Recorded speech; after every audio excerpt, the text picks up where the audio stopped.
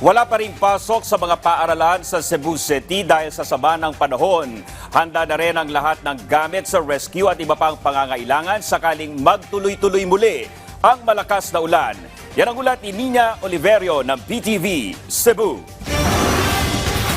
Suspendido pa rin ang face-to-face classes sa lahat ng antas ngayong araw, bunsod ng malakas na hangin at maulan na panahon dito sa Cebu at sa ibang bahagi ng lalawigan.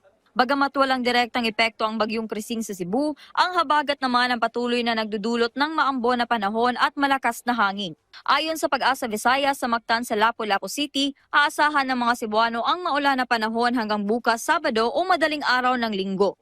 Pero hindi dapat magpakampante dahil inaasahang lalakas ang hangin na moderate to strong hanggang weekend at posible silang mag-issue ng gale warning sa mga pantalan sa Visayas. Kaysa Mandawi at saka Cebu City, umabot ng 17 millimeters 85,000 barrels of rain per square kilometer ang equivalent noon. Dahil sa pagbaha noong Miyerkules, doble alerto ang LGU sakaling bumuhos muli ang ulan. Nagpulong na mga kawani ng Disaster Risk Reduction and Management Office, Bureau of Fire Protection at mga kinatawa ng mga departamento sa LGU upang i-assess ang sitwasyon at nang matukoy ang kailangang i-improve sa pagtugon sa panahon ng kalamidad.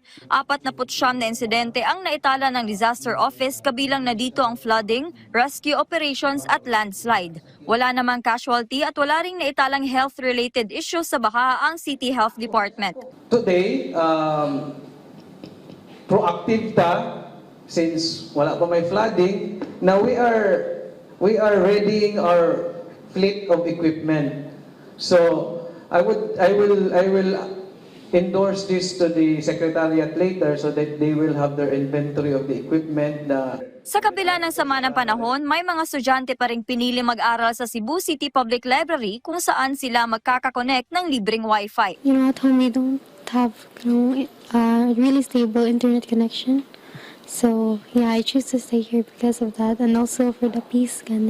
During the proclamation of the Mayor Archibald, we have typhoon, but it will not affect the operation of the 24/7. Still, we are operating because there are so many students. The mere fact, there are still many students who will come here in Cebu City Public Library to have the review. Mula sa PTV Cebu, Nina Oliverio para sa Pambansang TV sa Bagong Pilipinas.